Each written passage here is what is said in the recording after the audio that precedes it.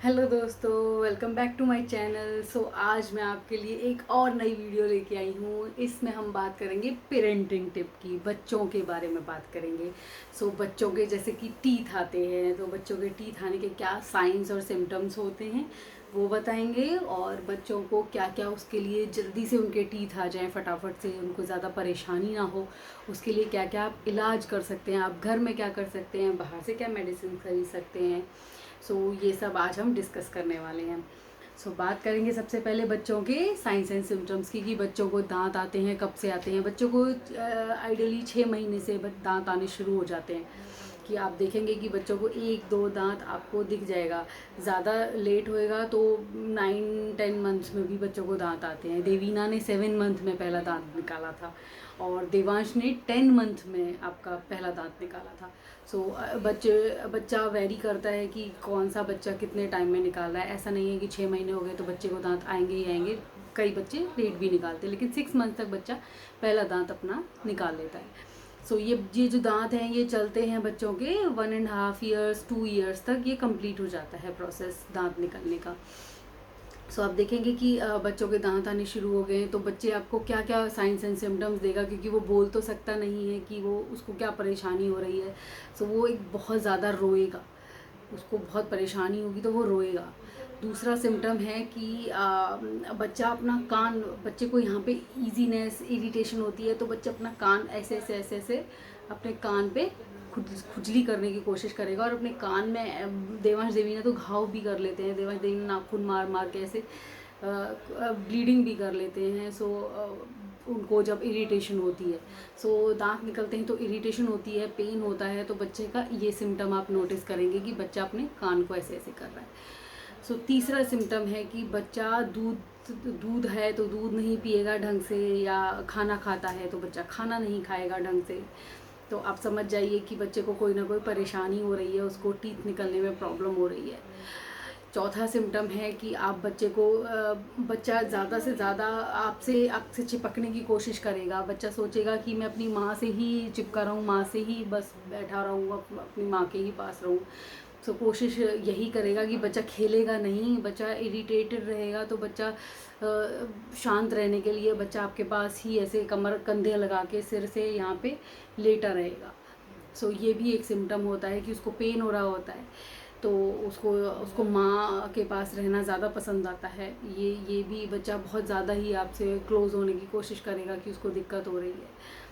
ये science and symptoms होते हैं। कुछ बच्चा इरिटेशन में रहता है, बच्चा रोता रहता है, बच्चा माँ के पास ज़्यादा चिपकने की कोशिश करेगा, खाना नहीं खाएगा, बच्चा कान को ऐसे ऐसे खुजली करेगा, बच्चा ऑल टाइम अपने अपने हाथों को मुंह में ही उंगलियों को देता रहेगा कि उसको इरिटेशन होती है। तो जो भी कुछ उसको सामान मिलेगा वो उसको भी ऐसे ऐसे टीथर हम इसीलिए यूज़ करते हैं कि बच्चा खाए तो उसके दांत जल्दी से आ जाए, लेकिन वो टीथर एज अ टीथर कुछ भी उसको जो भी चीज़ मिलेगी वो एज अ टीथर यूज़ करके उसको बाइट करना शुरू कर देगा।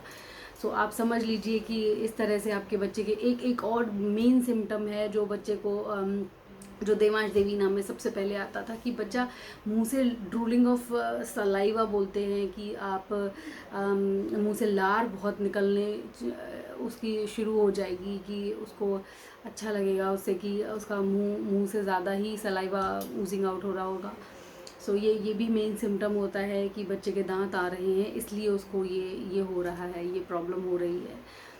आप इन चीज़ों से घबराएं नहीं, ये सब कॉमन है, ये सब होती हैं, हर बच्चे के साथ होती हैं। आप इसको कम कर सकते हैं कि आप बच्चे को उल्टी दस्त भी हो जाते हैं। मोस्टली ज़्यादातर बच्चों को उल्टी दस्त की भी प्रॉब्लम हो जाती है अगर उनका दांत निकल रहे होते हैं। टचवुड देवांश देवीना को अब तक ऐसा कुछ नहीं हुआ, उल्टी दस्त तो नहीं हुए उनको, क्योंकि मैं बहुत केयरफुल थी कि दांत आ रहे हैं तो क्या क्या देना है, कैसे करना है। फीवर भी हो जाता है बच्चों को अगर उनको ज़्यादा ही ऊपर वाले दांतों में धाड़ आ रही होती हैं, या कैनाइन्स हमारे निकल रहे होते हैं, तो भी उनको फीवर वगैरह भी हो जाता है।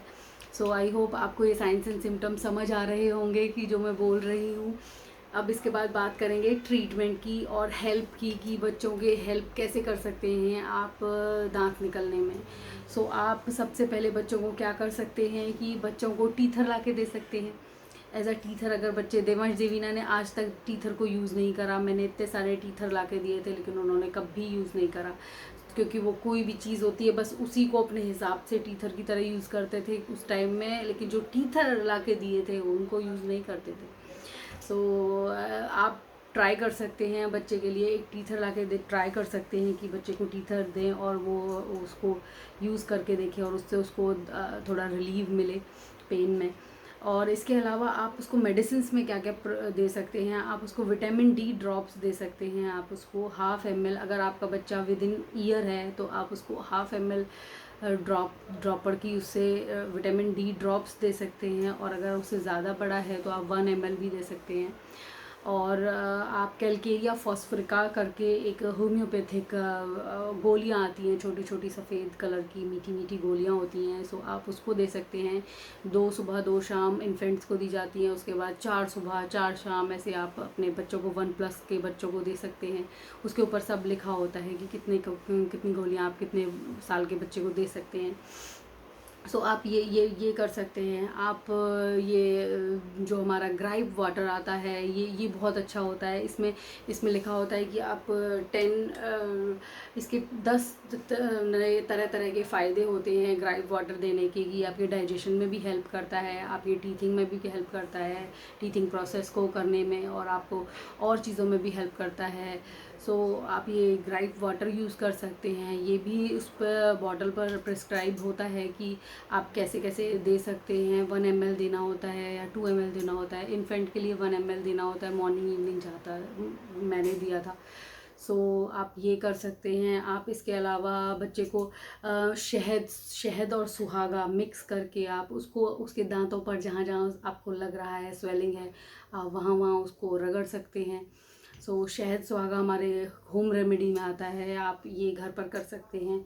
इसके अलावा आप अपने हाथ से भी, आप अपने हाथ में छोटा सा कोई भी कॉटन का कपड़ा लपेट कर, और उसके जो भी आपको दिख रहा है, जो भी गम आपको स्वोलन आप दिख रहा है, आप उस गम को ऐसे ऐसे रगड़ सकते हैं अपनी फिंगर से। सो उससे भी उसको बहुत रिलीव मिलता है बच्चे को। इसके अलावा अगर बहुत ज़्यादा आपको दिख रहा है कि आपको सूजन दिख रही है, एविडेंट सूजन आपको दिख रही है कि यहाँ पे सामने आपको कि बच्चे का मुंह फूल गया है या कुछ दिक्कत लग रही है, तो आप उसको कोल्ड पैक भी अप्लाई कर सकते हैं। बाहर से ही ऐसे ऐसे धीरे धीरे आइस लेंगे उसको, या तो पॉली बैग में डाल के भी आप रुमाल में बांध के और ऐसे ऐसे कर सकते हैं, डायरेक्ट नहीं लगाएंगे। आपके पास कोल्ड पैक है तो कोल्ड पैक को भी कवर में डालकर आप ऐसे ऐसे धीरे धीरे बच्चे के यहाँ पे आइसिंग से सेक सकते हैं। अगर आपको ज़्यादा ही स्वेलिंग दिख रही है बच्चे को तो उससे भी बच्चे को हेल्प मिलती है। अगर आपको इन सब से भी रिलीफ नहीं है और बच्चा अभी भी आपको बहुत परेशान कर रहा है और रोए ही जा रहा है, और अगर छोटा बच्चा है, सो आप क्या कर सकते हैं, आप उसको एक पैरासीटामॉल ड्रॉप्स आती हैं पैरासीटामॉल की, वो पैरासीटामॉल ड्रॉप्स दे सकते हैं। उससे बच्चे को बहुत आराम मिलता है। जब देवांश देवीना को ज़्यादा प्रॉब्लम होती है तो मैं वही ड्रॉप्स देती हूँ, तो बच्चा आराम से, थोड़ा पेन किलर का काम करती है, नाल जैसे होती है उसमें इफेक्ट होता है, तो उसमें भी आपको हेल्प मिलेगी। सो आई होप आपको ये सारी जानकारी मेरी अच्छी लगी होगी, और अगर आपको मेरी ये जानकारी अच्छी लगी तो प्लीज़ मेरे चैनल को सब्सक्राइब कीजिए, मेरी वीडियोस को शेयर कीजिए, और मेरे को कमेंट करके बताइए कि अगर आपको कोई और इस वीडियो में कमी है या आपको कोई और जानकारी चाहिए मुझे इसके रिगार्डिंग, तो आप मुझे वो बता सकते हैं, शेयर कर सकते हैं। थैंक यू दोस्तों, thank you so much, thanks for watching my video.